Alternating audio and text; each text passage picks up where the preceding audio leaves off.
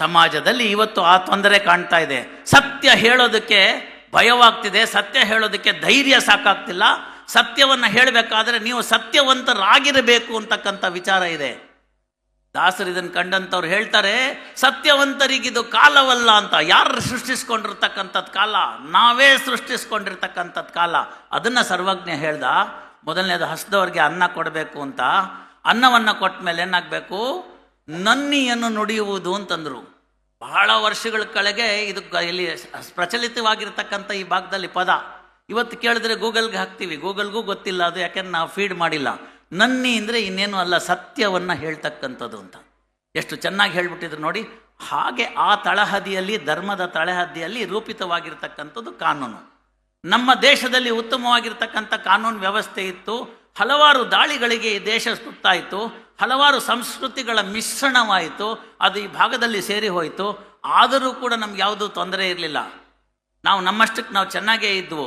ಯಾವಾಗ ಮೆಣಸನ್ನು ಮಾರಿಸ್ಕೊಳ್ಳೋಕ್ಕೆ, ಕೊಂಡ್ಕೊಳ್ಳೋಕ್ಕೆ ಅಂತ ಬಂದಂಥ ಬ್ರಿಟಿಷರು ಅವರ ಕಾನೂನನ್ನು ನಮ್ಮ ಮೇಲೆ ಹೇರಿದ್ರು, ಬಲವಂತವಾಗಿ ಹೇರಿದ್ರು, ಬಂದೂಕಿನ ನಳಿಕೆಯಲ್ಲಿ ಇಟ್ಟು ಹೇರಿದ್ರು. ಅವತ್ತಿನ ದಿವಸ ನಮ್ಮ ದೇಶದ ನಿಜವಾದ ಧರ್ಮ ಸತ್ತೋಯಿತು. 3,000 ಜನ ಅಷ್ಟೇ ಬ್ರಿಟಿಷರಿದ್ದಿದ್ದು. ಆಗನೂ ಕೂಡ ಭಾರತದ ಜನಸಂಖ್ಯೆ ಸಾಧಾರಣ 20 ಕೋಟಿ ಇತ್ತು. 3,000 ಜನನ್ನ 20 ಕೋಟಿ ಜನತೆ ಮ್ಯಾನೇಜ್ ಮಾಡೋಕ್ಕಾಗಲಿಲ್ಲ ಅಂದರೆ ನಾವೆಲ್ಲ ಎಲ್ಲಿ ಹೋಗಿದ್ವಿ ಅಂತ ಯೋಚನೆ ಮಾಡಿ. ನಮ್ಮ ಮೌಲ್ಯಗಳು ಎಲ್ಲಿ ಹೋಗಿತ್ತು ಅಂತ ಯೋಚನೆ ಮಾಡಿ. ಎಲ್ಲೂ ಹೋಗಿರಲಿಲ್ಲ. ಆಗಲೇ ಹೇಳಿದ್ನಲ್ಲ, world is suffering from silence of many ಅಂತ. ಹೀಗಾಗಿ ನಮ್ಮ ತನವನ್ನು ನಾವು ಕಳ್ಕೊಂಡ್ವಿ. ನಮ್ಮ ರಾಷ್ಟ್ರವನ್ನು ನಾವು ಗುಲಾಮಗಿರಿಗೆ ಒಡ್ಡಿದ್ವಿ.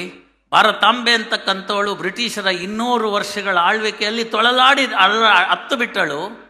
ಸ್ವಾತಂತ್ರ್ಯವನ್ನು ಕೊಡಿಸಿಕೊಟ್ರು. ದೊಡ್ಡ ದೊಡ್ಡ ಮುತ್ಸದ್ದಿಗಳು ಅದಕ್ಕೆ ಮುಂಚೂಣಿಯಲ್ಲಿದ್ದು ಕೆಲಸವನ್ನು ಮಾಡಿದ್ರು.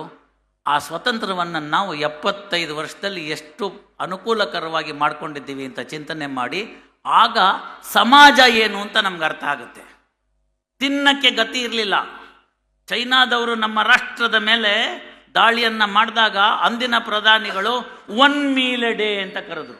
1 ಮೀಲ್ ಎ ಡೇ ಅಂತ. ಇವತ್ತೊಂದು ಊಟ ಹಾಕಲಿಲ್ಲ ಅಂತಂದ್ಬಿಟ್ಟು ಜಗಳ ಆಗಿದೆ. ಮದುವೆ ಮನೆಯಲ್ಲಿ ಪಾಯಸ ಚೆನ್ನಾಗಿರಲಿಲ್ಲ ಅಂತ ಡೈವರ್ಸ್ ಆಗಿದೆ. ತಮಗೆಲ್ಲ ಒಂದು ಪ್ರಕರಣ ಹೇಳ್ತೀನಿ. ಒಂದು ನಿರ್ಧಾರವಾಗಿರ್ತಕ್ಕಂಥ ಪ್ರಕರಣ, ಹೆಸರು ಬೇಡ.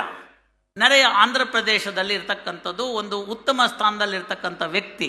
ಅದು ರಿಪೋರ್ಟೆಡ್ ಜಜ್ಮೆಂಟ್, ಅದರಿಂದ ಏನು ತಪ್ಪಿಲ್ಲ ನಾನು ಹೇಳೋದ್ರಲ್ಲಿ. ಬೆಳಗ್ಗೆ ಮದುವೆ ಆಗುತ್ತೆ.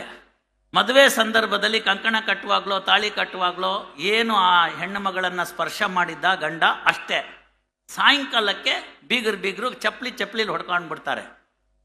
ಗುರುಗಳು ಹೇಳಿದ್ರು 30 ವರ್ಷ ಅಂತ, ಅದರಲ್ಲಿ 40 ವರ್ಷ ಕೇಸ್ ನಡೆಯುತ್ತೆ. ಆ ಪ್ರಕರಣದಲ್ಲಿ ಸುಪ್ರೀಂ ಕೋರ್ಟ್ನವ್ರು ಹೇಳ್ತಾರೆ, ನೋಡಿ ದಯಮಾಡಿ ಅರ್ಥ ಮಾಡ್ಕೊಳ್ಳಿ, ಸಮಾಜ ಯಾವ ದಿಕ್ಕಕ್ಕೆ ಸಾಗ್ತಾ ಇದೆ ಅಂತ. ಮಧ್ಯಾಹ್ನ ತಾಳಿ ಕಟ್ಟಿದ್ದಿನ್ನೂ ಹಸಿರು ಹಳದಿ ಕೈಯಿಂದ ಮಾಸಿಲ್ಲ, ಆಗಲೇ ಹೊಡೆದಾಡ್ಕೊಂಡ್ಬಿಟ್ರು. ಇವ್ರ ಮೇಲೆ 20 ಕೇಸು, ಅವ್ರ ಮೇಲೆ 30 ಕೇಸು ಅಂತ ಸುಪ್ರೀಂ ಕೋರ್ಟಿಗೆ ಬಂದಿದೆ. ಸರ್ಕಾರದ ಜವಾಬ್ದಾರಿ, ನ್ಯಾಯಾಧೀಶರುಗಳ ಜವಾಬ್ದಾರಿ, ಎಲ್ಲಕ್ಕಿಂತ ಹೆಚ್ಚಾಗಿ ಸಾಮಾಜಿಕ ಜವಾಬ್ದಾರಿ. ಆದ್ದರಿಂದ ಹುಷಾರಾಗಿಂಥ ಪ್ರಕರಣಗಳನ್ನು ಕಿಡಿ ಹೊತ್ತುವ ಮುಂಚೆ, ದೊಡ್ಡ ಅಗ್ನಿ ಆಗುವ ಮುಂಚೆ ನೀವು ತಡೆದು ಬಿಡಿ ಅಂತ. ಇದು ಒಂದು ಭಾಗ ಆಯಿತು ಅಂತಂದರೆ, ಯಾಕೆ ಇದೆಲ್ಲ ಆಗ್ತಾ ಇದೆ ಅಂತಂದರೆ ಗ್ರೀಡ್. ನಮಗೆ ಅತಿಯಾದ ಆಸೆ ಬೇಕಾಗಿದೆ. ನನಗೆ ಕೊಟ್ಟಷ್ಟು ಸಾಕಾಗ್ತಾ ಇಲ್ಲ, ಭಗವಂತ ಕೊಟ್ಟಿದ್ದನ್ನು ನೋಡ್ತಾ ಇಲ್ಲ.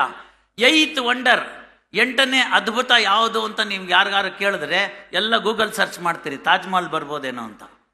ಅಲ್ಲ ಸ್ನೇಹಿತರೆ, 8ನೇ ಒಂದು ಅದ್ಭುತ ಅಂತಂದರೆ, ತಾವೆಲ್ಲ ನಾಳೆ ಬೆಳಗ್ಗೆ ಎದ್ದೇಳ್ತಿರಲ್ಲ, ಎದ್ದಾಗ ಹುಡ್ಕಾಡ್ತಿರಲ್ಲ, ಕರಾಗ್ರೆ ವಸತೆ ಲಕ್ಷ್ಮಿ ಹೊರಟೋಯ್ತೀಗ, ತಕ್ಷಣ ಬೇಕಾಗಿರತಕ್ಕಂಥದ್ದು ಮೊಬೈಲು, ಅದೆಲ್ಲಿದೆ ಅಂತ ಹುಡ್ಕಕ್ಕೆ ಕಣ್ಣು ಬಿಡ್ತಿರಲ್ಲ, ಕಣ್ಣು ಕಾಣಿಸುತ್ತಲ್ಲ, ಅದು 8ನೇ ಅದ್ಭುತ.